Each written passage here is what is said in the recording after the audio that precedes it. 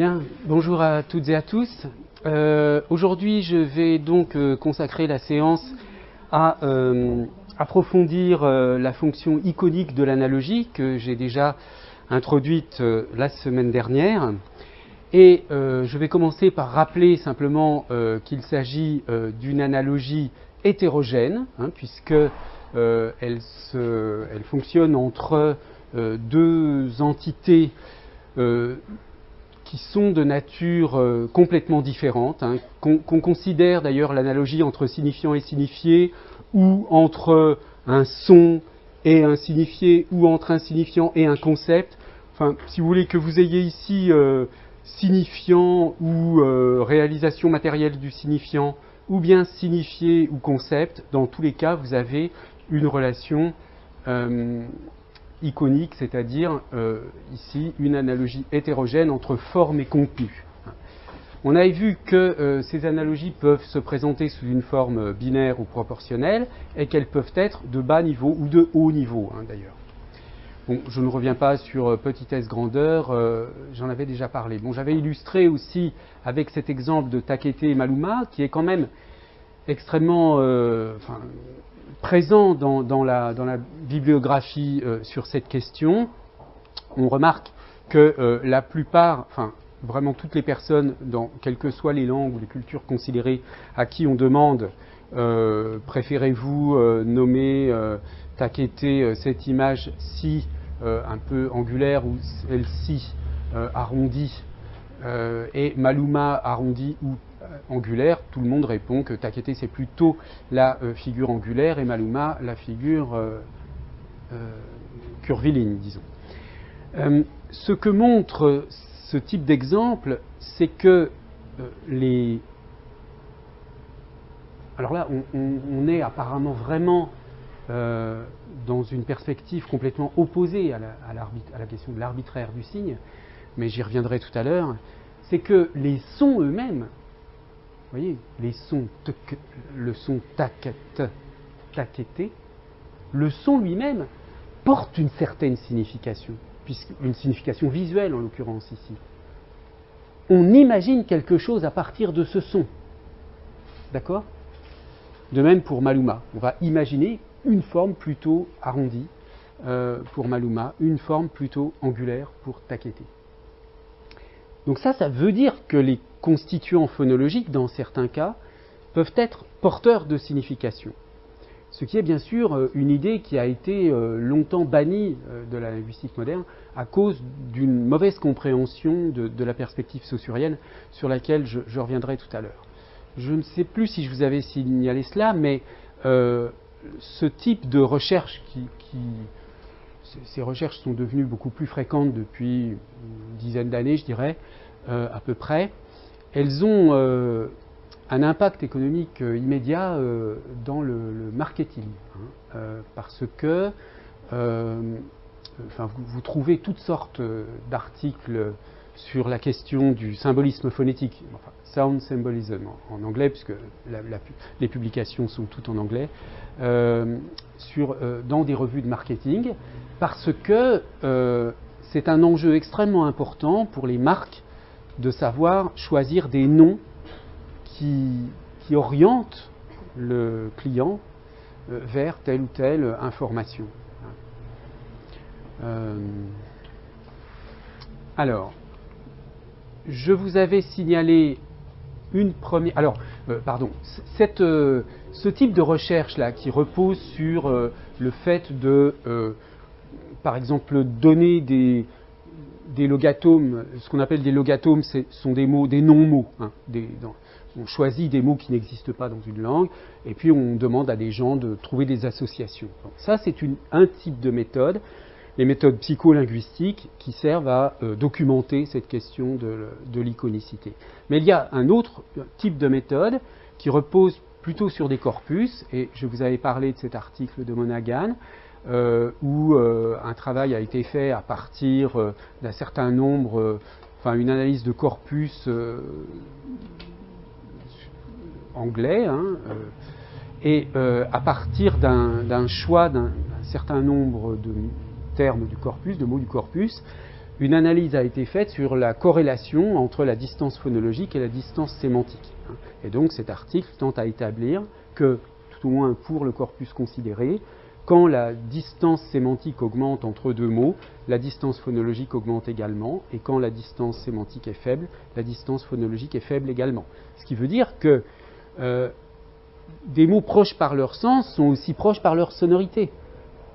Ce qui est, encore une fois, est contraire à l'idée essentielle, à l'idée, disons, courante de l'arbitraire. Un autre exemple ici, un peu d'un autre type, un travail sur 6000 langues qui fait apparaître un certain nombre de, disons, de matrices phonétiques ou phonologiques, travail dont je vous avais dit, et je crois qu'on avait terminé la séance là-dessus, qu'il avait été assez mal reçu en France par des linguistes comme Agege ou Calvet, qui restent quand même assez attachés au structuralisme et en particulier au principe de l'arbitraire qui est véhiculé par un certain structuralisme. Alors, on va donc maintenant travailler sur le concept linguistique d'iconicité. Et je vais le faire à partir de l'article qui a vraiment introduit cette notion en linguistique, un article de Roman Jakobson intitulé « À la recherche de l'essence du langage » dans une revue qui s'appelait Diogène en 1965. C'est assez ancien, mais l'impact de cet article a été long à venir. Alors, je vous donne ici Alors, on va travailler sur cet article de Jakobson et aussi sur ce qui l'a inspiré, c'est-à-dire les travaux de Peirce, de Charles Sanders Peirce, qui ont donc été, si vous voulez, qui lui a introduit le concept d'iconicité en philosophie, Jakobson ayant essayé d'adapter cette conception peircienne du signe, et en particulier de l'iconicité, à la linguistique. Donc on va essayer de retracer un petit peu tout ce trajet. Alors voici ce que dit John Hyman, dans un article, l'article iconicité de l'encyclopédie de linguistique publié par Oxford. Alors, vous voyez qu'il présente, j'ai donné juste ce début enfin je ne sais même plus d'ailleurs si c'est le début de l'article, mais cette phrase de l'article de Hyman, qui présente l'iconicité d'emblée comme une sorte de... Il le présente dans une opposition avec ce qu'il appelle le dogme de l'arbitraire du signe. Et il le présente en effet comme étant, le concept d'iconicité, il le présente comme étant dû à cet article de Jakobson dont je vous parlais il y a un instant. Et vous voyez là aussi un extrait d'un texte très intéressant de Humboldt, de Trabant, qui est tiré d'un livre sur Humboldt, mais peu importe, je l'ai signalé seulement pour dire que, vous voyez, l'iconicité du langage, dit-il, a été un quasi-tabou de la linguistique moderne, brisé seulement par un excès de Jakobson qui introduisait une nouvelle discussion du problème de l'iconicité et du caractère naturel du langage. Bon, donc, il est assez bien établi que cet article de Jakobson a été comment on dit en France, séminal, a été inaugural, voilà, a été inaugural pour l'approche linguistique de l'iconicité. Alors, en revanche, le problème que pose ce type de présentation, de présenter l'iconicité comme étant quelque chose de vaincu contre l'arbitraire, cela repose sur un malentendu que je vais essayer de vous expliquer. Je vous conseille d'ailleurs, à propos de ce que je vais dire sur Saussure, là, d'écouter, si vous le pouvez, une séance de l'année dernière, du deuxième semestre, dans laquelle avait été invitée Anne-Gaëlle Toutain, et qui est une bonne spécialiste de Saussure, et qui avait expliqué ce qu'est l'arbitraire pour Saussure. Donc, vous pouvez vous référer à à cet exposé, si vous voulez en savoir plus. Alors, je vais très rapidement, moi, simplement vous expliquer qu'il y a deux conceptions du système de la langue chez Saussure. Deux conceptions différentes. Une première qui est illustrée par cette série de citations.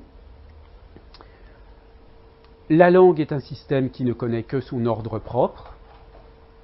Alors, la langue est un système qui ne connaît que son ordre propre, c'est-à-dire elle a un ordre, une cohérence. Une langue constitue un système. Si, comme nous le verrons, c'est le côté par lequel elle n'est pas complètement arbitraire et où règne une raison relative, donc vous voyez que là il y a cette idée qu'il y a une rationalité, c'est aussi le point où apparaît l'incompétence de la masse à le transformer, car ce système est un mécanisme complexe, et on ne peut le saisir que par la réflexion. Ceux-là même qui en font un usage journalier l'ignorent profondément. L'idée ici, c'est que la langue est certes un système qui a une certaine régularité, une systématicité, si vous voulez. Ici, il faut entendre le système au sens de la systématicité. Une systématicité, mais qui existe sans que les locuteurs en soient conscients. Mais ils l'exercent en parlant, ils font preuve, enfin, ils manifestent cette systématicité de la langue, mais sans forcément être capable de décrire cette systématicité, sans forcément en être conscient. Alors, lorsque dans le cours de linguistique générale, il est écrit « c'est le côté par lequel elle n'est pas complètement arbitraire », on a ici quelque chose qui va être formulé sous le terme de motivation relative. Hein, on va y revenir. Alors, troisième citation, tout ce qui a trait à la langue en tant que système demande, c'est notre conviction, à être abordé de ce point de vue qui ne retient guère l'attention des linguistes, la limitation de l'arbitraire. Donc vous voyez, il y a bien de l'arbitraire chez Saussure, mais il y a aussi la limitation. Donc il y a de l'arbitraire et il y a du moins arbitraire, tout au moins. C'est la meilleure base possible, donc vous voyez, pour la langue en tant que système, pour décrire la systématicité de la langue, c'est-à-dire sa cohérence interne, hein, c'est la notion de limitation de l'arbitraire est la meilleure base possible.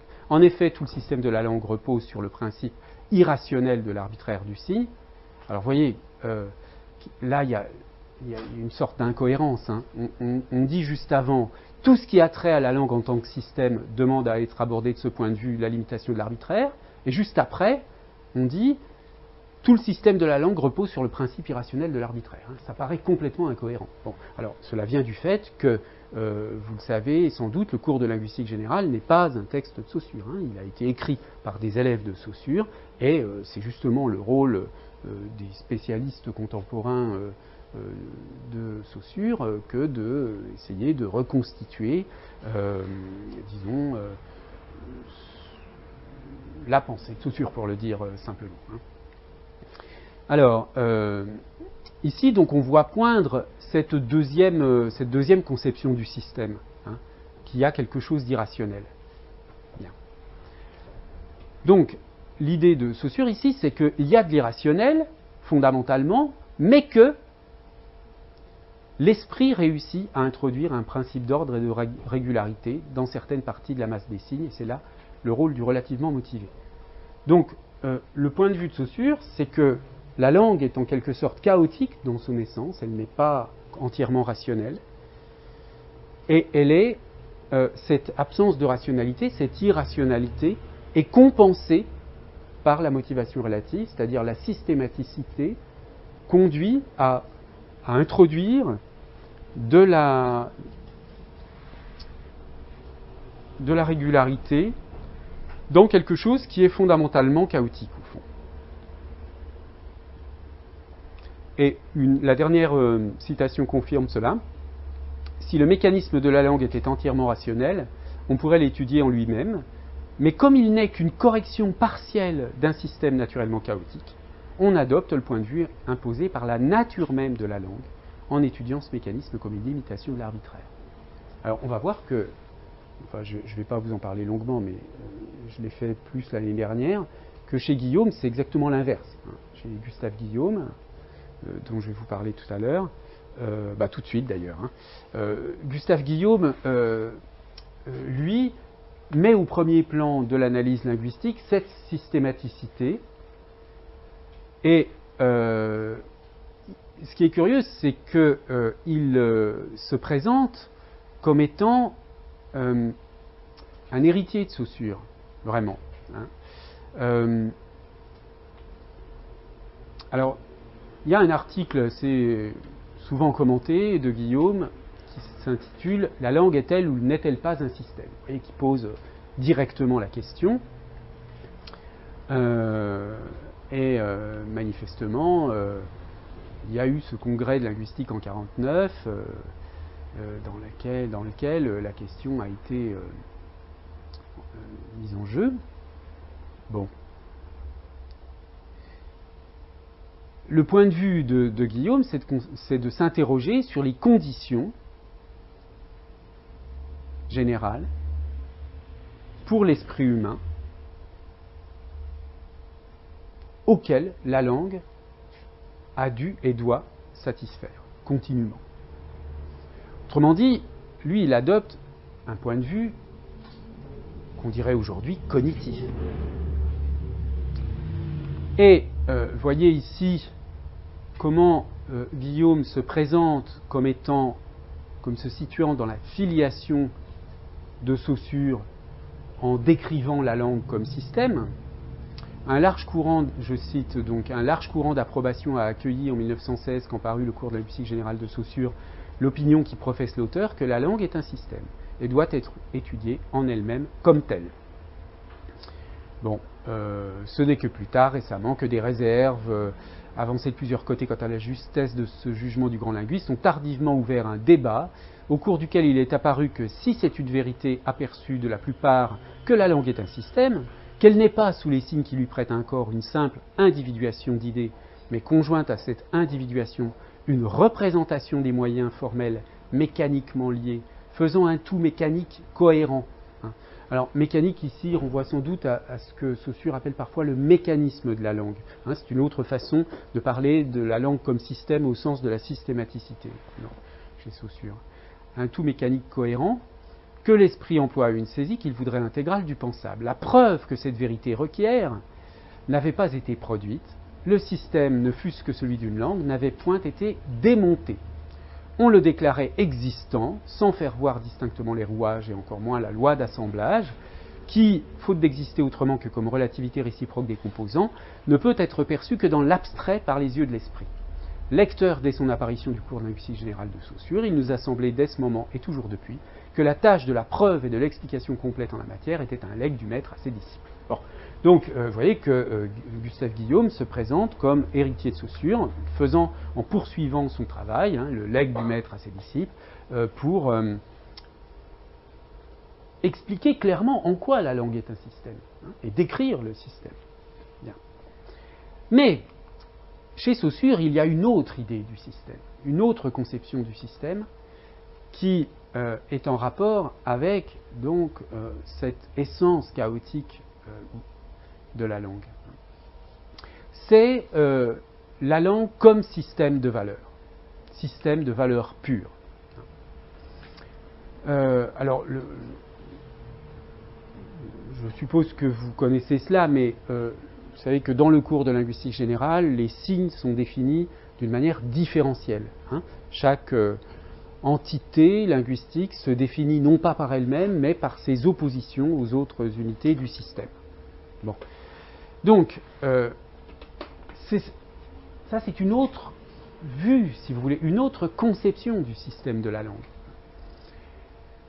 Alors, pour se rendre, je donne la première citation, pour se rendre compte que la langue ne peut être qu'un système de valeurs pures, il suffit de considérer les deux éléments qui entrent en jeu dans son fonctionnement, les idées et les sons. Donc ça c'est simplement pour introduire cette notion de système de valeurs pures. Donc on doit considérer non pas les idées et les sons séparément, mais ensemble. Ensuite, deuxième citation, pour les sciences travaillant sur des valeurs, cette distinction alors entre synchronie et diachronie, devient une nécessité pratique et dans certains cas une nécessité absolue. Dans ce domaine, on peut mettre les savants au défi d'organiser les recherches d'une manière rigoureuse sans tenir compte des deux axes, sans distinguer le système des valeurs considérées en soi de ces mêmes valeurs considérées en fonction du temps. C'est au linguiste que cette distinction s'impose le plus impérieusement, car la langue est un système de pure valeur, voyez, que rien ne détermine en dehors de l'état momentané de ces termes. Donc, ça n'est pas la même chose, le système en tant que tout cohérent et ensemble doté d'une systématicité, et le système comme système de valeur pure. Une dernière citation, mais qui vient cette fois-ci de notes d'autres notes de Saussure qui ne sont pas celles du cours de linguistique générale. Quelle que soit la place de la langue parmi les autres systèmes sémiologiques, on l'aura fixée quand on aura déterminé quel est un système de valeurs. Il faudra trouver sa base dans la collectivité. C'est elle qui est créatrice de la valeur. Donc là, vous comprenez que la différence, déjà, entre le système au sens guillaumien, si vous voulez, de systématicité, c'est le système au sens du système cognitif d'un individu qui va créer une cohérence dans ce qu'il manipule comme matériau linguistique. D'accord ? Alors que le système en tant que système de valeurs, c'est la dimension sociale de la langue, collective. Puisque, Saussure le dit bien ici, la collectivité est créatrice de la valeur. Donc la valeur n'existant pas en dehors de la collectivité, on étudiera vainement la valeur dans ce qui se passe chez les individus isolés. Vous voyez ? L'approche guillaumienne, type plutôt cognitive, ne s'intéresse pas du tout à la question du signe en tant que faisant partie d'un système de valeurs, mais du signe en tant que faisant partie d'un système de signes qui a une cohérence interne. Mais, la valeur n'existant pas en dehors de la collectivité, on étudiera vainement la valeur dans ce qui se passe chez les individus isolés. De même, les variations ne seront pas non plus livrées à l'initiative des individus. Les variations ne seront pas non plus livrées à l'initiative des individus, c'est-à-dire quand il y a des changements dans l'histoire d'une langue, ça n'est pas parce qu'un individu le décide. Évidemment, il y a un aspect collectif qui fait qu'on va valider ou pas certaines modifications qui se produisent forcément au départ chez certains individus. Mais vous voyez bien comment les choses se passent lorsque, en France en particulier, on veut changer quelque chose, on veut changer l'orthographe, ou alors on veut changer vous avez entendu parler peut-être de l'écriture inclusive et du masculin qui l'emporte sur le féminin. Même une chose aussi microscopique que cela pose toutes sortes de problèmes. Le fait d'accepter l'accord de proximité dans ce cas-là, on pourrait très bien tolérer les deux accords sans que ça pose le moindre problème. Bref, les changements ne dépendent pas des individus, c'est sûr, des individus isolés. Donc il y a bien quelque chose qui se passe au plan collectif. Mais, deuxièmement, comme pour toute valeur dépendante de facteurs sociaux, ce n'est pas ce qui entre dans un signe linguistique qui peut donner une idée de ce qu'est le signe. Oui, ce n'est pas ce qui entre dans un signe qui peut donner une idée de ce qu'est ce signe. Or, quand on s'intéresse inversement non plus au système de valeurs, mais à la langue en tant que système cohérent, on s'intéresse précisément à ce qui entre dans le signe linguistique. Tout cela n'est que la matière utilisée. Alors, ça c'est la distinction qui est faite aussi assez classiquement chez Saussure entre la matière et l'objet. Vous vous souvenez peut-être de l'exemple du jeu d'échecs. C'est-à-dire ce qui compte dans le jeu d'échecs, quand on a les pièces du jeu d'échecs, ça n'est pas la pièce d'échecs en elle-même.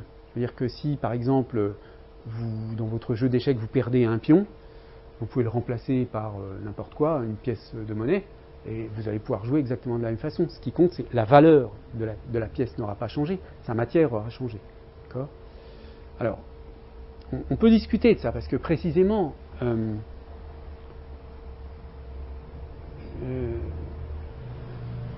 il se trouve que dans le jeu d'échecs, les pièces qui ont une valeur plus grande, plus importante, le roi, la reine, elles sont plus grosses, justement. C'est pas un hasard. Ça, c'est iconique. Hein.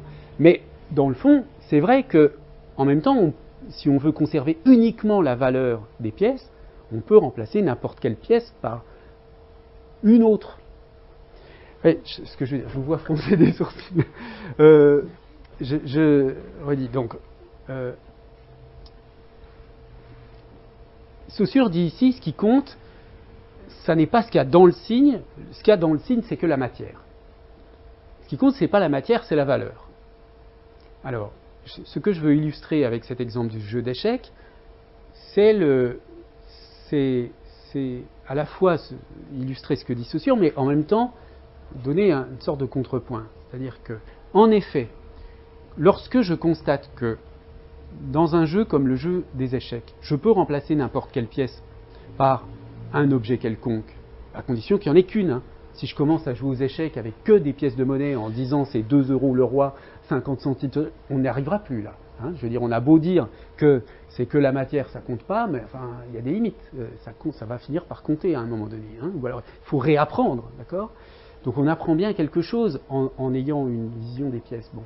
Donc, mais il est vrai que fondamentalement, le jeu, la règle, la possibilité de jouer n'est pas changée si je remplace un pion par une pièce. Bon. Donc, en effet, la matière, on peut s'en passer. Ce qui compte, c'est de conserver les règles et la règle de déplacement de la pièce considérée, etc.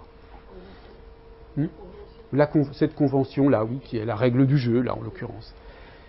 Mais en revanche, ce que je remarquais, c'est que sans que ce que je vais dire maintenant contredise ce que je viens de dire juste avant, ça le complète plutôt, vous remarquez bien que dans un jeu d'échecs, tel que la tradition l'a légué, hein, les jeux d'échecs, ils sont à peu près pareils partout dans le monde. Bon, il y a des jeux plus sophistiqués avec des pièces bizarres, etc.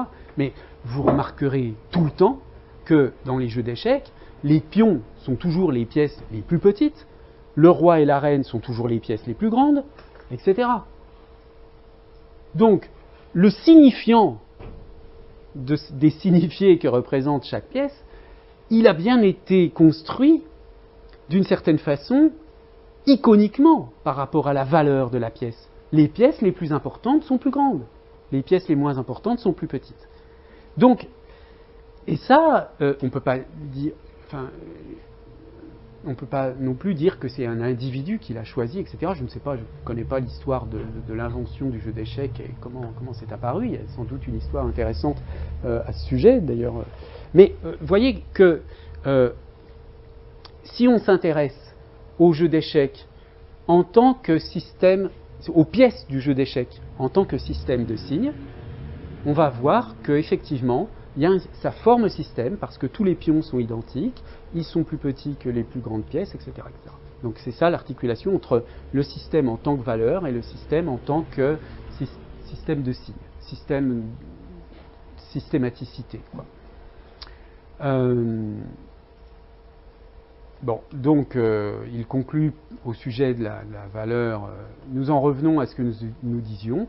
La langue n'est pas dans ce qui nous frappe anthropologiquement, dans ce qui est indispensable pour la produire, le son, l'idée considérée seule, vous voyez, c'est l'essence de la langue pour Saussure n'est pas ni dans le son tout seul, ni dans l'idée tout seul, mais dans les couples, dans les dualités que constituent les signes et qui sont régis par ce système de la valeur. Nous aurons certainement un objet très complexe, mais pas plus complexe que toute autre valeur. Oui, une coquille là.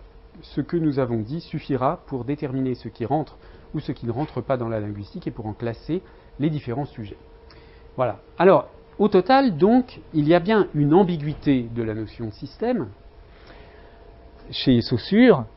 Le système, d'une part, comme ensemble où tout se tient, c'est une formule de Meillet, qui a été le maître de Gustave Guillaume. Donc une systématicité interne qui implique une cohérence absolue, dirait Guillaume, qui s'oppose à une cohérence absolue du point de vue des signifiés pour Guillaume, hein, qui s'oppose à une sorte de suffisance expressive qui est un principe de cohérence plus souple du côté des signifiants, mais bon, je passe sur ce sujet. Et donc dans ce cas-là, l'arbitraire, c'est une sorte de résidu d'irrationalité qui demeure parce que la systématicité n'est pas complète. Bon.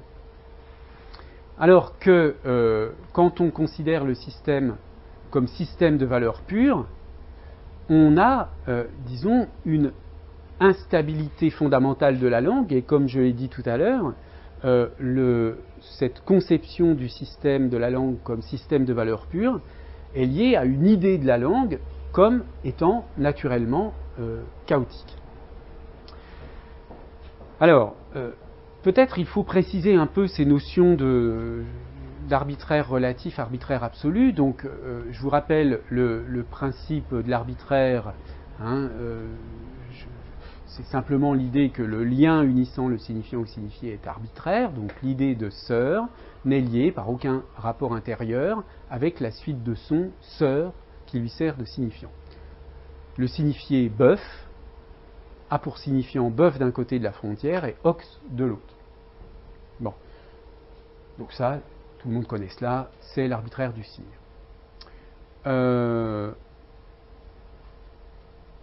Alors, une précision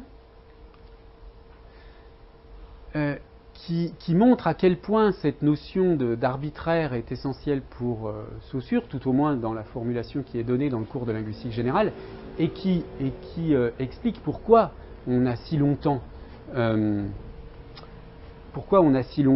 accordé une importance centrale à ce principe de l'arbitraire.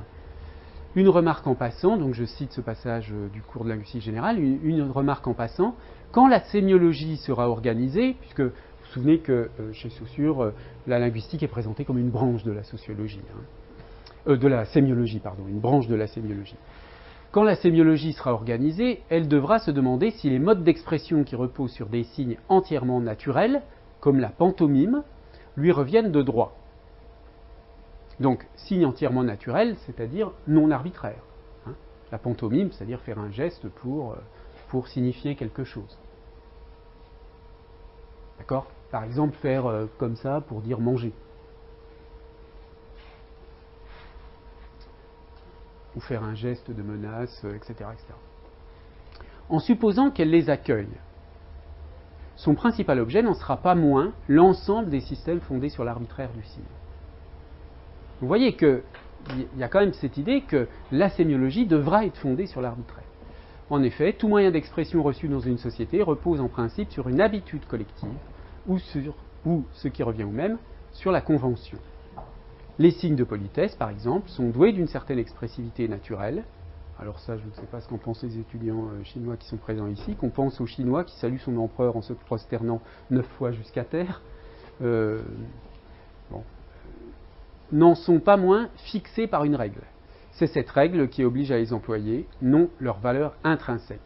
On peut donc dire que les signes entièrement arbitraires réalisent mieux que les autres l'idéal du procédé sémiologique.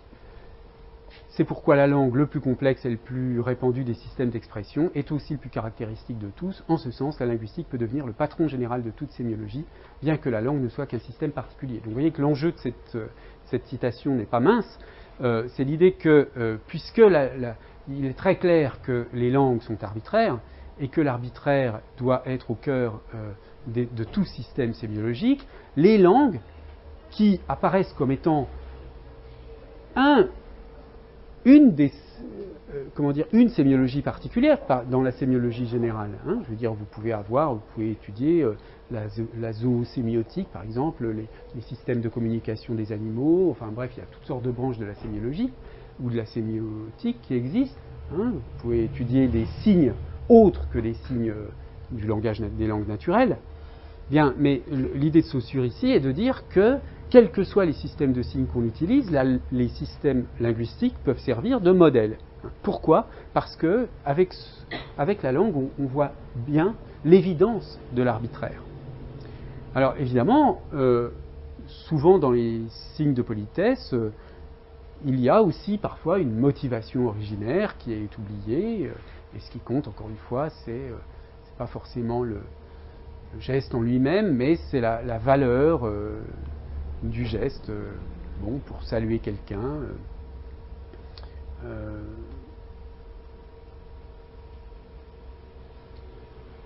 Enfin, je veux dire, on pourrait s'interroger sur le caractère arbitraire ou non arbitraire des signes de politesse. Et alors, ils sont variables d'une culture à l'autre. Par exemple, pour saluer quelqu'un, dire bonjour, vous le rencontrez. Bon, ici, on serre la main, on fait la bise si on est plus familier. Bon, ça reste des gestes qui établissent un contact corporel plutôt, disons, pacifique. C'est-à-dire que si les choses étaient si arbitraires que ça, vous pourriez dire bonjour quelqu'un en lui donnant un coup de poing dans la figure, par exemple. Voilà. Est-ce qu'on peut imaginer une civilisation qui aurait ça comme geste pour dire bonjour? C'est absurde, hein? Mais si les signes étaient parfaitement arbitraires, bah pourquoi pas? D'accord? Donc, on ne peut pas dire que alors, bien sûr, il y a de l'arbitraire, parce qu'il y a de la variation culturelle, mais il y a des limitations à cet arbitraire qui sont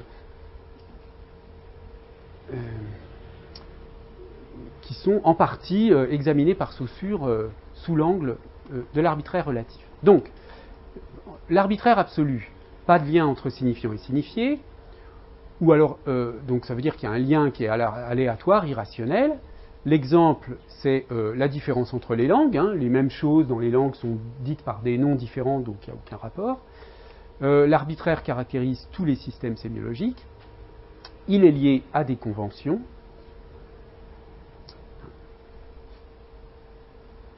Et puis, il y a l'exception des onomatopées qu'il faut quand même signaler. Je vais vous les signaler rapidement.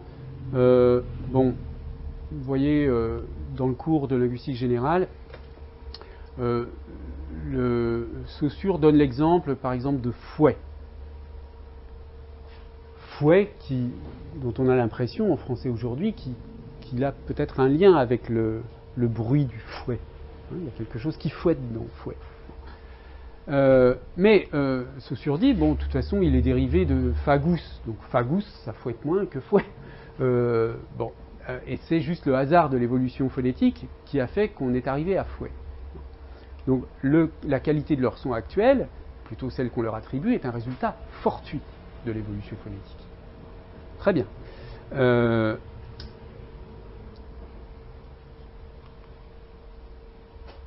Il y a d'autres onomatopées, plus, disons, que Saussure considère ici comme authentiques, qui elles aussi sont conventionnelles.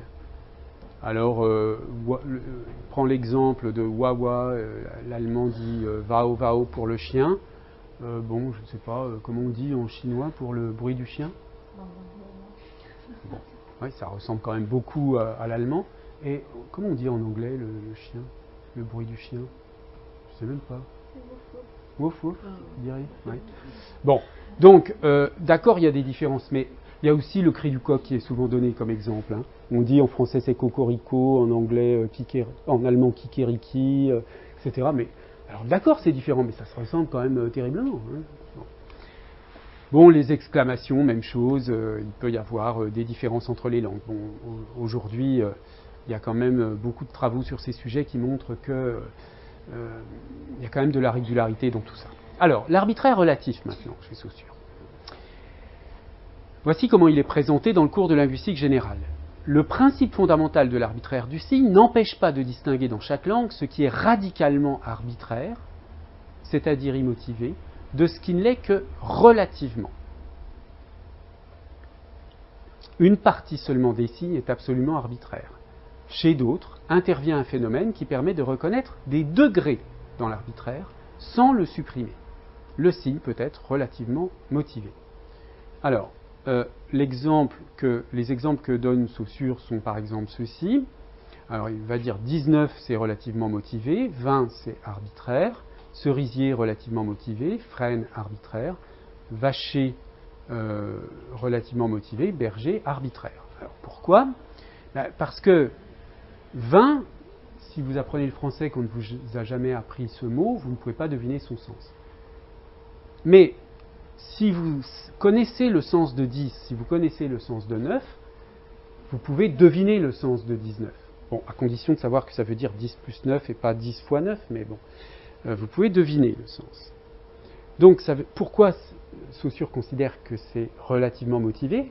C'est parce que vous pouvez accéder au signifié par le signifiant. Alors que, pour un signe, ce qui caractérise un signe arbitraire, c'est que vous ne pouvez absolument pas, avec un signe complètement arbitraire, puisque c'est une pure convention, si vous n'avez pas connaissance de la convention, vous ne pouvez pas accéder au signifié à partir du signifiant. Par exemple, pomme de terre. Ah oui, alors là c'est un cas un peu plus compliqué, mais je vais vous répondre à cela juste dans un instant. Alors, cerisier et frêne, donc c'est un peu la même chose, c'est-à-dire vous avez cerisier qui s'inscrit dans une série pomme, pommier, poire, poirier, cerise, cerisier, etc. Donc là où vous reconnaissez bien des structures analogiques proportionnelles, c'est-à-dire vous pouvez dire cerisier est à cerise, comme poirier est à poire, comme pommier est à pomme, etc. Et puis, je veux dire, on peut inventer, ou alors, par exemple, imaginez que vous n'ayez jamais entendu le nom, qu'est-ce que c'est qu'un cacaoyer ? Bon, même si vous n'avez jamais entendu le mot cacaoyer, vous pouvez deviner que c'est l'arbre sur lequel poussent les fèves de cacao. Bon, donc vous voyez bien que vous devinez le sens d'un mot à partir de son signifiant, puisque vous connaissez des unités, les sortes de briques de base qui vous permettent de reconstituer le sens. Alors que frêne, qui est un autre type d'arbre, vous ne pouvez pas deviner son sens si vous ne l'avez pas. Vacher et berger, vacher c'est celui qui garde les vaches, berger c'est pas celui qui garde les berges. Donc vacher est relativement motivé, là aussi, puisque on a une construction assez régulière, et puis il s'oppose à berger. Alors la question était posée tout à l'heure de pomme de terre, j'y reviendrai après, mais là on est dans un cas intermédiaire justement, c'est-à-dire un cas où il y a une certaine motivation, puisque les pommes de terre se trouvent quand même dans la terre, mais où il y a aussi une certaine opacité, c'est-à-dire si on ne vous a pas expliqué ce que veut dire pomme de terre, vous allez peut-être penser à une pomme comme le fruit, et vous n'allez pas accéder au sens. Donc on va être là dans le cas de la phraséologie, des expressions figées, etc., qui sont une sorte de cas intermédiaire entre la motivation relative très transparente et l'absence de motivation qui est l'arbitraire. Donc l'arbitraire relatif, c'est l'idée qu'on peut prévoir le signifié à partir du signifiant, et donc qu'il y a un aspect rationnel. Et on a vu que ce principe a une grande importance dans le cours de linguistique générale.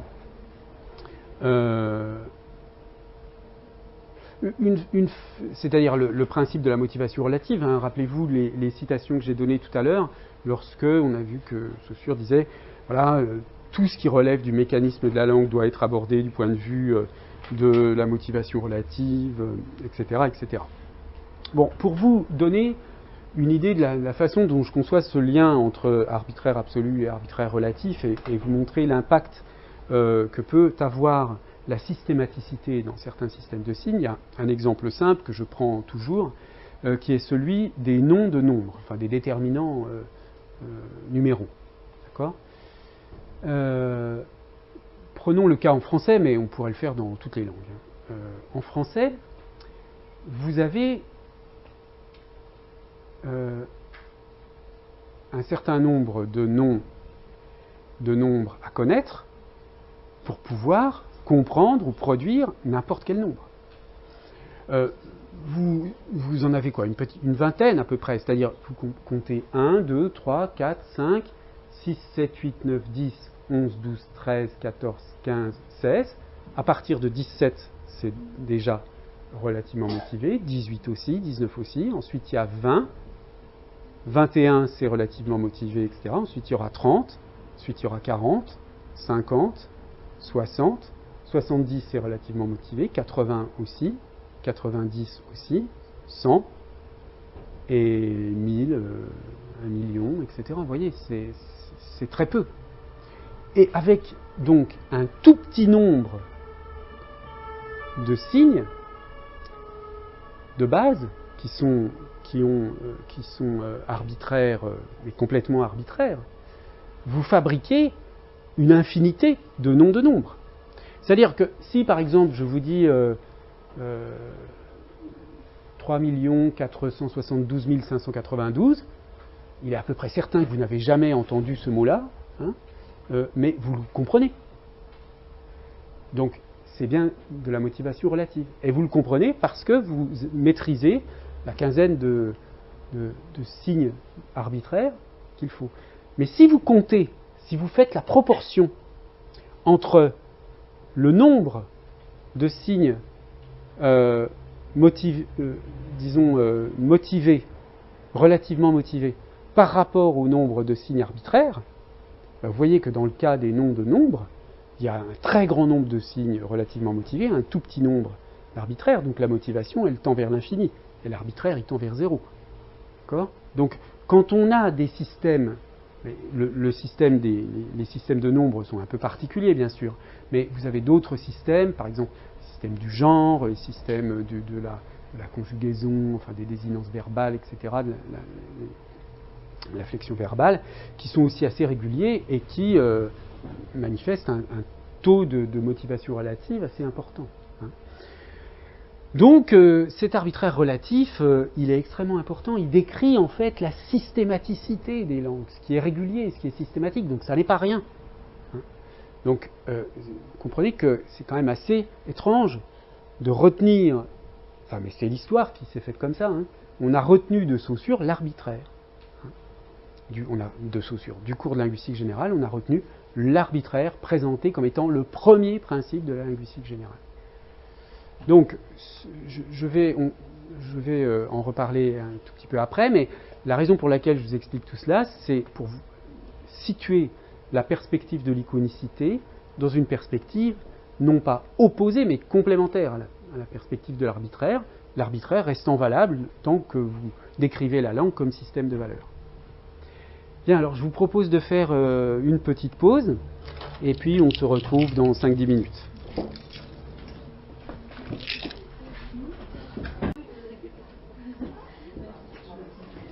Alors, reprenons si vous voulez bien. Donc, certaines limites de l'arbitraire saussurien ont été soulignées de deux ordres. D'une part, par certains spécialistes, disons, de Saussure, qui insistent, disons, sur la différence qu'il y a entre le cours de linguistique générale, ce qu'on appelle parfois la vulgate, hein, et la pensée de Saussure, enfin les textes de Saussure qui sont des textes autographes. Par exemple, Simon Bouquet dit ici, au sujet du cours de linguistique générale, dans tous les passages où la mention de la question de l'arbitraire par Balliet et Séchelet correspond effectivement à un ou plusieurs énoncés de Saussure, c'est-à-dire 9 passages sur 16. Donc là, si vous voulez, l'idée c'est que ils ont comparé le texte du cours de linguistique générale et les notes. les éditeurs semblent ne pas avoir été attentifs à l'ambiguïté du terme de signe et s'être laissés piéger par leur parti pris terminologique. En effet, dans les 9 cas, leur texte maintient le mot signe, qui dans leur terminologie renvoie à l'entité globale, alors que dans le manuscrit source, l'occurrence du même terme signe renvoie clairement à signifiant. Du coup, leur triade rétrospective signe, signifiant, signifié a ici pour effet pervers de distordre la pensée saussurienne, le CLG donnant l'impression que Saussure envisage un concept global d'arbitraire, et notamment un arbitraire symétrique du signifiant et du signifié, alors qu'au contraire, dans tous ces passages, le linguiste genevois se place strictement du point de vue de l'image acoustique pour affirmer que celle-ci n'a aucun lien avec le concept qu'elle représente. Donc, c'est une façon de spécifier la notion d'arbitraire saussurien, mais qui renvoie à quelque chose que nous avons déjà examiné. Dire que l'arbitraire n'est que l'arbitraire du lien de l'image acoustique au signifiant, c'est dire que l'arbitraire est défini par ce fait que lorsque vous entendez le signifiant, vous ne pouvez pas deviner le signifié. Hein. Mais ça n'est pas tout à fait la même chose que l'arbitraire du signe, on va voir tout à l'heure. Donc on pourrait dire plutôt arbitraire du signifiant. Et puis une deuxième constatation, toujours de Bouquet, dans tous les autres passages du cours de linguistique générale, les énoncés sur l'arbitraire ont été créés de toutes pièces par Bally et Séchevet. Ceux-ci parlent à nouveau d'arbitraire du signe, là où cette fois-ci, aucune proposition sur l'arbitraire ne figure dans les textes originaux. Cette deuxième catégorie d'énoncés ne reflète pas la présentation saussurienne asymétrique d'un arbitraire du signifiant, mais renforce au contraire un concept indifférencié d'arbitraire, duquel on ne trouve aucune trace dans les manuscrits. Donc, de ces deux constatations, il ressort que le concept d'arbitraire du signe, tel qu'il est présenté dans le texte de 1916, peut être tenu pour un concept fantôme créé par Bally et Séchevet. Bon, c'est un peu exagéré comme conclusion, mais il est vrai que la présentation d'un arbitraire du signe, et non pas du signifiant, est une altération due aux éditeurs du cours de linguistique générale. Et puis, il y a une autre erreur qui a été signalée, mais une erreur qui provient justement du fait qu'on a compris le cours de linguistique générale quand il a été publié, qu'on a compris la notion d'arbitraire telle qu'elle était présentée dans le cours de linguistique générale comme un arbitraire du signe en général. Or, Bally et Séchevet, c'est Damourette et Pichon ici, qui remarquent que les premiers, et d'autres l'ont fait après, notamment Benveniste, que dans la citation que j'ai donnée tout à l'heure, qui disait que quand on prend le mot bœuf, français, l'animal, le signifié bœuf, a pour signifiant bœuf en français, mais ox en allemand, par exemple. L'erreur que signale Damourette et Pichon, c'est que ça n'est pas le signifié qui est stable. C'est-à-dire, le signifié de bœuf n'est pas le même que le signifié de ox. Pourquoi ? Parce que, selon la théorie de la valeur, les signifiés se déterminent par des oppositions. Et le signifié de bœuf, il se détermine par rapport à des oppositions comme bœuf, vache, taureau, etc. Et en allemand, le système des oppositions qu'on a avec ox, stier, boule, etc., ne se recoupe pas. Donc, en fait, vous n'avez pas le même signifié. Un autre exemple classique, c'est l'exemple de sheep et mutton. Vous savez qu'en anglais, on utilise deux mots différents pour un mot pour l'animal, le mouton animal qu'on nomme sheep, et le mouton viande de mouton qu'on appelle mutton. D'accord ? Bon, alors, est-ce qu'on peut dire que si je parle d'un mouton, si un Français parle d'un mouton dans un pré, un mouton vivant donc, le Français dit mutton, le Français dit mouton, et l'anglais ou l'anglophone dit sheep, est-ce que, alors c'est clair qu'on a deux signifiants, mais est-ce qu'on a le même signifié ? Ben non, on n'a pas le même signifié, puisque le signifié de mouton en français n'a pas une opposition avec la viande de mouton. Le signifié de mouton, il se détermine par opposition, je ne sais pas moi, à chèvre, à d'autres animaux, à d'autres ovins. Mais alors que le signifié de sheep se détermine par opposition à mutton. Donc, une autre façon plus simple peut-être de le dire, la différence, le signifié de sheep est différent parce qu'il ne peut désigner que l'animal, alors que le signifié du mot français mouton peut désigner l'animal ou la viande de mouton. D'accord ? Donc les signifiés ne sont pas les mêmes. Et à chaque fois, ça marche comme ça. Quand vous passez d'une langue à l'autre, c'est très rare que les signifiés soient maintenus. Par contre, ce qui reste constant, c'est le référent, c'est-à-dire l'objet désigné. Hein, on parle tous du même objet, mais on va le nommer différemment avec des mots des signes, donc, qui ont des signifiants et des signifiés différents. Donc on ne peut pas formuler l'arbitraire en disant que le signifié le signifiant est arbitraire par rapport au signifié, ou la relation entre signifiant et signifié est complètement arbitraire. Voilà. Donc, ce que je veux conclure de tout cela, c'est que l'arbitraire absolu, au fond, quand on parle ce qui est gênant lorsqu'on parle de motivation relative, c'est que le terme de motivation relative, il est déterminé par opposition au concept positif d'arbitraire. Alors que lorsque vous parlez d'analogie, vous prenez un terme positif au départ qui veut dire le contraire de l'arbitraire. Donc, l'arbitraire absolu, c'est non analogique, et l'arbitraire relatif, c'est analogique. D'accord ? C'est une autre terminologie. Il y a un type d'analogie dans l'arbitraire relatif. Et donc, dans un système de signes quelconque, il y a presque toujours plus de signes qui relèvent de l'analogie que de l'arbitraire. C'était spectaculaire dans l'exemple que je vous ai donné tout à l'heure des déterminants de nombres, des déterminants numéraux. Mais c'est le cas dans beaucoup d'exemples, dans beaucoup de sous-systèmes de signes. C'est l'arbitraire qui est l'exception. Ça n'empêche pas qu'il faut le prendre en compte, mais c'est plutôt l'analogie qui est la règle. Alors, dans le cours de linguistique générale, je le signale au passage, l'analogie désigne surtout ce phénomène qui est opposé à l'évolution phonétique. Vous connaissez sans doute cet exemple. Une évolution phonétique, c'est une évolution progressive, une déformation des phonèmes qui va faire en sorte que, par exemple, les T intervocaliques vont devenir des D en français. Te va devenir de, kubitu donne coude, d'accord, par exemple. C'est une évolution progressive, un phénomène un peu mécanique, disons, mais qui est de nature phonétique. L'évolution par analogie, elle, est d'un type complètement différent, et Saussure l'illustre de cette façon-là.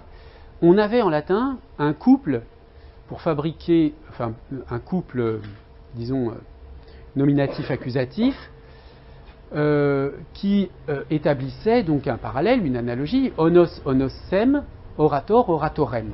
D'accord ? En gros, on ajoute M, et ce qu'on peut dire, c'est que onosem est à onos, ce que oratorem est à orator, etc. etc. Or, à un moment de l'histoire du latin, il y a eu un phénomène qu'on appelle le rotacisme, qui a transformé la consonne S en R. Donc, onosem est devenu honorem. Alors, on avait, à ce moment-là, perdu la régularité de l'analogie proportionnelle, puisqu'on avait honor, onosem, orator, oratorem. Donc on ne peut plus dire que onosem est à honor ce que oratorem est à orator. Enfin, on peut le dire du point de vue du sens, mais pas du point de vue de la forme. Donc là, il y a une sorte de disjonction entre la forme et le contenu qui est gênante du point de vue, disons, de l'iconicité. Et c'est pour cette raison que onosem a été supplanté, je ne dis pas a évolué, c'est pas le S qui s'est petit à petit transformé en R, c'est une autre forme qui est apparue en concurrence avec onosem et qui a fini par supplanter, c'est-à-dire que je pense que ce qui a dû se passer, c'est que des latins ont commencé à dire honorem au lieu de onosem parce qu'ils avaient oublié la forme d'origine, donc il faisait une faute à ce moment-là, en disant honorem. Mais comme la faute était plus régulière que la forme historique, eh bien, la faute est devenue la règle. Et on a donc le système de la langue a validé cette opposition entre honor et honorem. Comprenez bien que ce système, cette évolution par analogie, elle fonctionne par le fait qu'il y a une concurrence entre deux formes à un moment donné et que l'une élimine l'autre. Parce qu'elle est plus systématique, justement. D'accord ? Et ce n'est pas du tout le même genre de phénomène qu'une transformation progressive d'un phonème qui va évoluer et changer de sonorité. Alors, je vais passer sur ça. Alors oui, c'était la question de la pomme de terre tout à l'heure. Bon, si vous voulez, bon, j'en dis quand même un tout petit mot de ce schéma. Ce que ce schéma veut dire, c'est qu'il y a des degrés dans l'arbitraire, et notamment des cas, celui qu'on a examiné uniquement de la motivation relative, c'est cette première zone, là, la zone 1. Une limitation par motivation syntagmatique, c'est-à-dire qu'il y a une motivation dans le syntagme, dans la constitution du signe, que ce soit un mot, un groupe de mots, ou peu importe, hein, qui fait que on a une certaine motivation. Bon, je ne parle pas de cette autre zone là qui touche des problèmes qu'on n'a pas examinés ce semestre, j'en parlerai peut-être au deuxième semestre. Mais alors, dans cette zone de limitation de l'arbitraire par motivation syntagmatique, on a des cas qui sont ceux qu'on appelle les cas du figement, et qui s'analyse en termes de transformation, c'est-à-dire que pour des expressions comme faire la pluie ou le beau temps, casser sa pipe, enterrer la hache de guerre, on a des degrés de figement, plus ou moins figés, plus ou moins arbitraires, qui sont liés au fait que certaines transformations sont possibles et d'autres non. Alors par exemple, faire la pluie et le beau temps, on peut dire à la rigueur c'est la pluie et le beau temps qu'ils font, mais on ne pourra pas utiliser le passif, la pluie et le beau temps sont faits par eux. On peut utiliser la négation et l'interrogation, à la rigueur, c'est limite. Mais dans casser sa pipe, la négation fonctionne, mais pas les trois autres transformations. On peut pas dire, pour dire casser sa pipe, ça signifie mourir, c'est une expression figée, je le dis pour les étudiants étrangers. Donc on ne peut pas dire c'est sa pipe qui l'a cassée, sa pipe est cassée, etc. Donc on peut mesurer des degrés d'arbitraire qui sont parallèles donc avec des expressions comme ça qui relèvent de la phraséologie. Et pomme de terre, c'est la même chose. Dans pomme de terre, si vous voulez, il y a des transformations que vous ne pouvez pas faire. Vous ne pouvez pas, par exemple, utiliser un adjectif devant terre. Vous ne pouvez pas dire une pomme de belle terre, par exemple, de bonne terre. Bon, donc ça montre que l'expression est figée, mais elle est quand même plus ou moins motivée.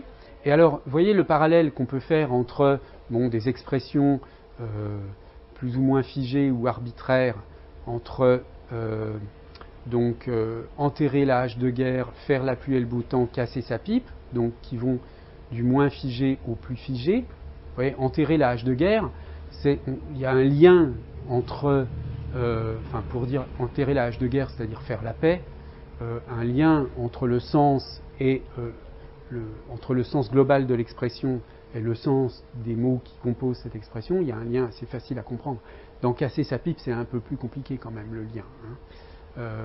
Et de la même manière, si vous voulez, on peut considérer qu'un mot comme poirier est moins arbitraire que plombier, parce que le plombier, on parle toujours de plombier aujourd'hui, mais les canalisations ne sont plus en plomb, bien sûr. Donc il y a bien un lien historique, mais en fait en synchronie, plombier est devenu arbitraire. bon voilà, donc en fait, plus le nombre de contraintes est grand, comme le dit Salamejri dans les expressions figées, plus elles sont figées, et donc, en général, plus elles sont arbitraires. Donc, c'est une question de degré, tout ça. Alors, je reviens donc à ma question de l'iconicité à partir de Jacobson et de cet article sur « À la recherche de l'essence du langage ».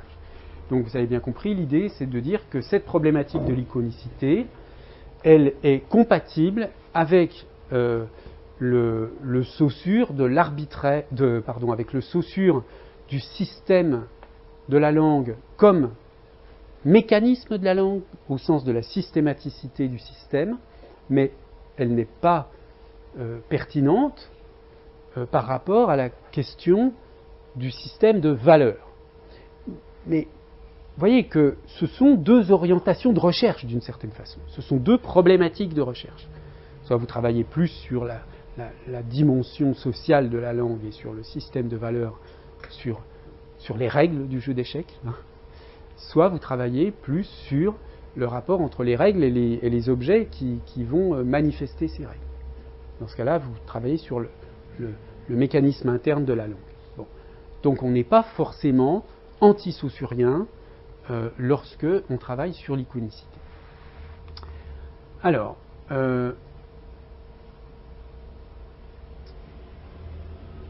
il est clair quand Jacobson introduit cette notion d'iconicité qu'il se situe sur le plan de l'imitation, de la mimésis, de l'analogie. Je le cite là, efforçons-nous maintenant d'aborder la structure linguistique sous un aspect iconique et de proposer une réponse à la question posée par Platon en vertu de quelle sorte d'imitation, de mimésis, la langue attache-t-elle le signifiant au signifié. Donc, vous voyez clairement là, on est dans la relation d'imitation entre signifiant et signifié, donc, qui peut être considérée comme une relation d'analogie. Alors, je vous le disais tout à l'heure, Jacobson s'inspire de Peirce et d'une distinction sur laquelle que je vais vous exposer entre icône, image et diagramme. D'une distinction entre deux types d'icônes, les images et les diagrammes, présentées de la façon suivante. Dans l'image, le signifiant représente les simples qualités du signifié, tandis que dans le diagramme, la ressemblance entre le signifiant et le signifié ne concerne que les relations entre leurs parties. Donc, voilà, le diagramme, c'est un représentamen qui est une icône de relation. Alors, on va voir que d'une manière assez évidente, ce que Peirce nomme image correspond à des analogies binaires et ce que Peirce nomme diagramme correspond à des analogies proportionnelles. Alors, deux mots sur Peirce, qui est un très grand philosophe américain qui a été assez oublié mais qui est redécouvert depuis un certain nombre d'années, qui est connu pour la théorie des signes, qui est connu pour être l'inventeur de la sémiotique, mais en réalité son intérêt c'était pas tant la sémiotique que la philosophie, la pensée. Son idée était simplement on ne peut pas penser sans signes, on pense forcément avec des signes. D'où l'intérêt d'une théorie du signe. Alors je vous ai mis ici cette citation qui vient d'une lettre à Lady Welby, que j'aime bien parce que ça montre à quel point c'était une sorte de génie, vraiment, ce Peirce, un peu comme Saussure d'ailleurs, qui à 20 ans a déjà produit des choses extraordinaires. Sachez que du jour où, âgé de 12-13 ans, je mis la main dans une chambre de mon frère aîné sur une copie de la logique de Wycliffe, elle lui demandait ce qu'était la logique et qu'ayant obtenu une réponse simple, je me jetais sur le plancher et je m'enfonçais dans sa lecture. Alors, trouvez un enfant aujourd'hui de 12-13 ans qui va se plonger dans un livre de logique. Je n'ai jamais été capable d'étudier quoi que ce fût, mathématiques, éthique, métaphysique, gravitation, thermodynamique, optique, chimie, anatomie comparative, astronomie, psychologie, phonétique, économie, histoire des sciences, whist, hommes et femmes, vin, météorologie, autrement que comme une étude de sémiotique. Et c'est pas des blagues, je veux dire, il a travaillé sur tous ces sujets d'une manière complètement incroyable. Enfin, bon, il y a encore beaucoup d'inédits, ce sont des milliers de pages, etc. il y a une édition, une nouvelle édition qu'on appelle des Collected Papers de Peirce qui est en route. C'est une œuvre gigantesque, hein, très peu connue encore, connue uniquement sous l'angle, disons, de la théorie du signe, et encore on n'en connaît que certains aspects superficiels. Alors c'est pour cela que je voudrais vous en dire un mot. Bon, on ne va pas pouvoir approfondir, mais pour vous donner une idée quand même de l'ampleur de la réflexion. Alors, chez Peirce, la théorie du signe, c'est d'abord une ontologie. C'est d'abord une ontologie au sens où, pour lui, il y a 3 catégories fondamentales. Alors, quand on dit catégories, c'est vraiment des catégories d'être, que ce soit n'importe quoi. Hein, des mots, des signes, des livres, n'importe quoi.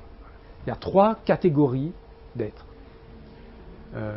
Certaines relèvent de la priméité, d'autres de la secondéité, et les dernières de la tiercéité. Alors, vous voyez, ces notions, dit-il, visent à inclure aussi bien les concepts que les choses. Hein. Alors, qu'est-ce que c'est que la priméité? Vous voyez la définition, c'est le mode d'être de ce qui est ce qu'il est, positivement et sans référence à quoi que ce soit d'autre. Donc la priméité, elle existe par elle-même. Après, on verra des exemples, ça va. Au début, ça va être un peu abstrait, mais ensuite, on verra les exemples. Mais il faut comprendre la logique du système avant. C'est assez simple. Hein, la secondéité, c'est le mode d'être de ce qui est, ce qu'il est, au regard d'un second. Donc, la secondéité, c'est quelque chose qui existe par rapport à autre chose, mais sans qu'il y ait un troisième élément qui intervienne. Et la tiercéité, c'est le mode d'être de ce qui est ce qu'il est, avec un second et un troisième élément qui met en relation, en fait, le premier et le second. C'est-à-dire qu'en gros, vous avez un premier, un second et une relation, forcément un troisième qui va être de l'ordre de la relation, une relation entre 3 éléments. La théorie du signe, ça c'est quelque chose qu'on connaît bien, qui est donc une théorie classique par opposition à la théorie saussurienne qui est moins classique. Elle est définie de la façon suivante: un signe ou représente amène. Donc là, il faut s'habituer à la terminologie de Peirce. Alors c'est un peu ambigu parce que parfois il appelle signe la totalité et parfois c'est uniquement le représente amène. Bon. Et quelque chose qui représente à quelqu'un quelque chose sous quelque rapport ou à quelque titre.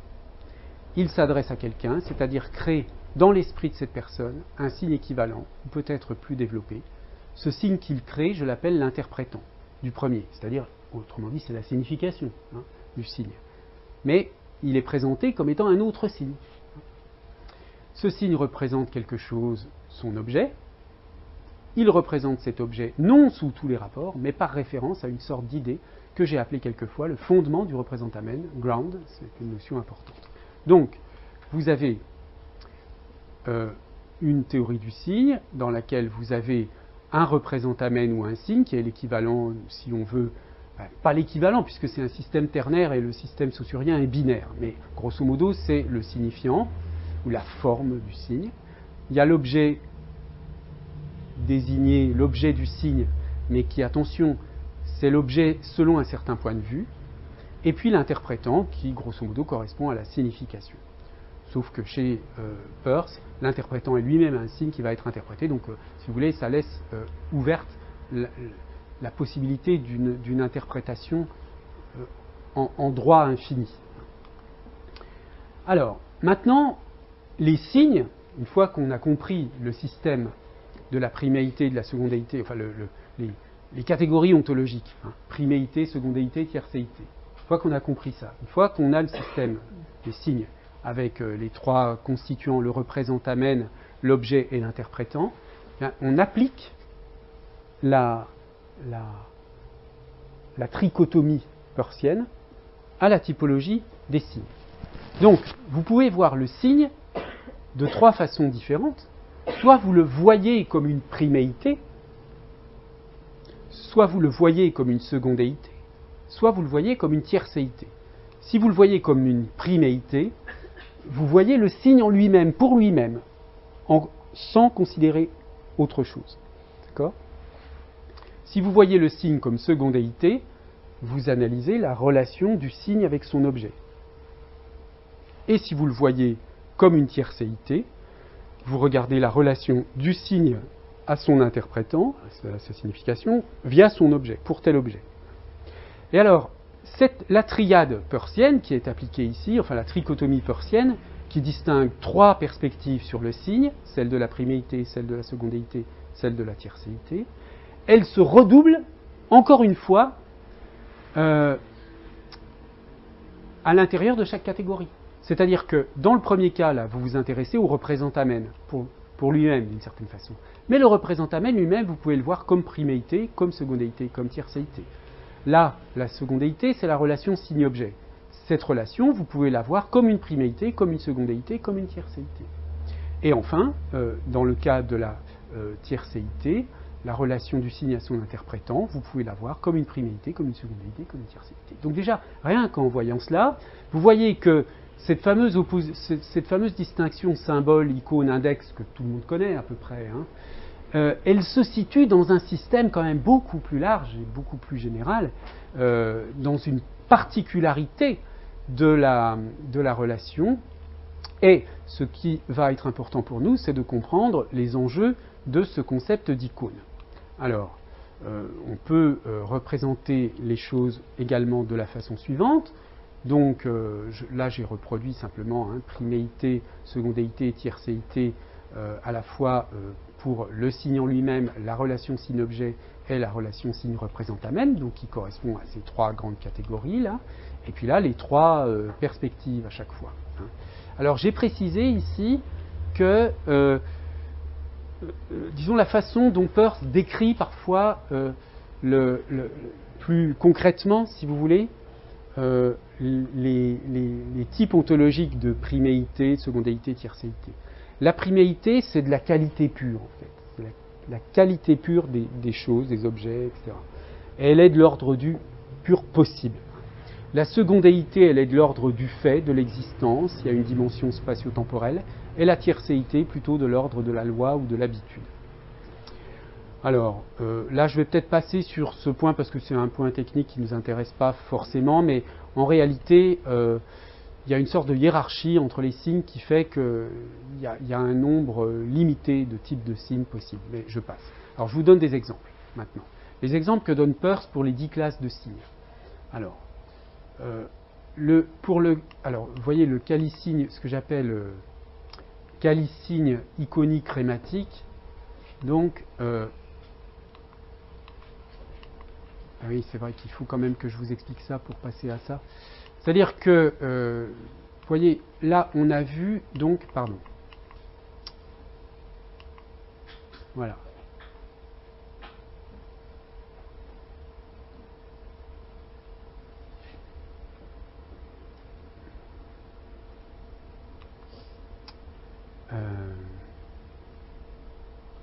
Comment je vais vous expliquer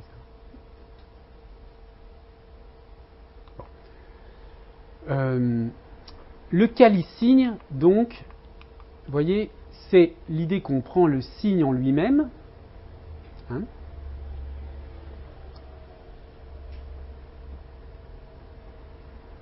et quand on prend ce signe en lui-même, du point de vue de sa secondéité, il peut être iconique et rématique. Il ne pourra pas, c'est ça que je voulais m'épargner la description, mais je suis obligé de le faire en fait. En fait, on ne peut pas imaginer un calicigne qui soit indexical. Parce qu'à partir du moment où vous avez une priméité au départ, là, que vous avez un signe purement en lui-même, vous ne pouvez pas du tout introduire une secondéité qui est de l'ordre d'un type ontologique de secondéité. Bon, c'est un peu abstrait, je suis désolé, mais vous allez voir après avec les exemples. Et juste là, je vous explique encore un moment le principe.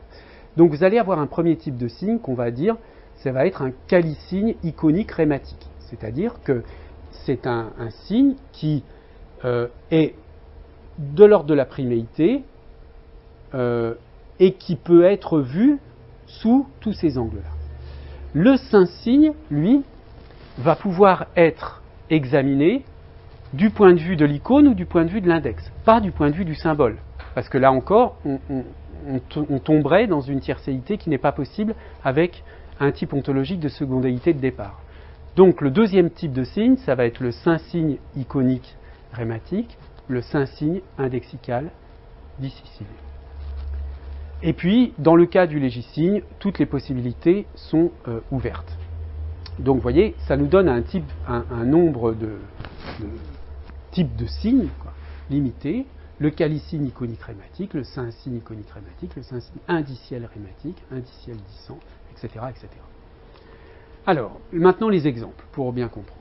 Le calicigne iconique rématique, c'est, exemple de Peirce, un feeling de rouge, c'est-à-dire la pure sensation de rouge, ce que les philosophes aujourd'hui appellent les qualia. C'est-à-dire, vous percevez la couleur rouge pour elle-même. D'accord ? Bon. Le saint signe iconique rématique, ce sera un diagramme en tant que fait singulier. Alors, on ne va pas trop s'intéresser à rématique parce que je ne vous ai pas trop expliqué, mais on va juste s'intéresser aux deux premières dénominations. Un saint signe iconique. De toute façon, ce qui m'intéresse ici, c'est surtout de développer la notion d'iconicité. Donc, le saint signe iconique, ça va être cette fois-ci donc un saint signe, donc un type de signe qui se caractérise par une secondéité, par le fait qu'il n'y a pas une pure chose, mais qu'il y a deux choses, un objet. Or, dans un diagramme, par exemple, prenez un triangle, vous avez un triangle qui désigne quelque chose. C'est-à-dire l'objet que vous dessinez, le triangle que vous dessinez, par exemple, qu'on vous dessine dans un cours de mathématiques, un cours de géométrie, il vaut comme un triangle, pour désigner l'être général du triangle, si vous voulez. D'accord ?